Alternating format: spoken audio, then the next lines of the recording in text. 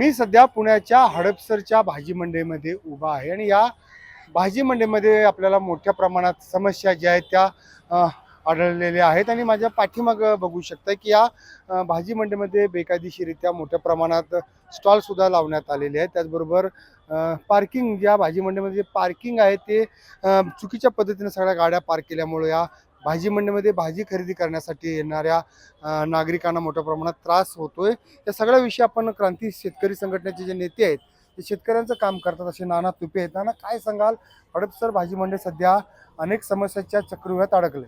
या ठिकाणी सर्वप्रथम जर आपण पाहिलं तर पार्किंगची गैरसोय आहे. इथं भरपूर पार्किंगला मोठ्या प्रमाणात जागा आहे. ही जर बहुमजली जर पार्किंग केली तर इथं ज्या गाड्या मध्ये आधी लागतात त्या सुद्धा पार्किंगमध्ये लागून जातील आणि रोड सुद्धा मोकळा होईल. आणि दुसरी गोष्ट म्हणजे इथे जे मार्केट आहे याचं सुद्धा मोठ्या प्रमाणात रिडेव्हलपमेंट केलं तर मोठ्या प्रमाणामध्ये जे आता 931 लोक जे इथे लायसनधारक आहेत त्यांची सुद्धा चांगल्या पद्धतीने इथे सोय होऊन जाईल आणि जे रोडवरती लोक बसतात त्यांना सुद्धा इथे मोठ्या प्रमाणामध्ये बसता येईल आणि इथे मोठ्या ज्या समस्या आहेत त्या ज्या निर्माण होत आहेत त्या सुद्धा सुटतील. खरं तर नाना, या भाजी मंडईच्या अगदी 1 किलोमीटरच्या अंतरामध्ये 5 भाजी मंडई आहेत असं दिसतंय. एकच भाजी मंडई होऊन इथले प्रश्न कधी सुटणार?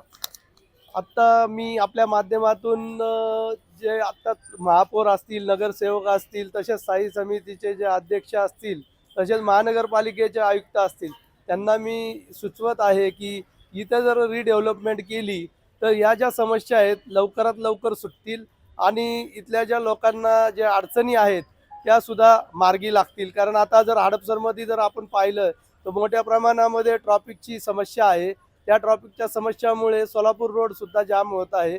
त्यामुळे सुद्धा मोठ्या प्रमाणात लोकांना अडचणींना सामोरे जायला लागत आहे. आपण पाहिलं की या सगळ्या भाजी मंडईमध्ये रिडेव्हलपमेंट करून बहुमजली भाजी मंडई इमारत त्या ठिकाणी उभा करावं. त्याचबरोबर पार्किंगसाठी स्वतंत्र जे आहे ते व्यवस्था करण्यात यावी.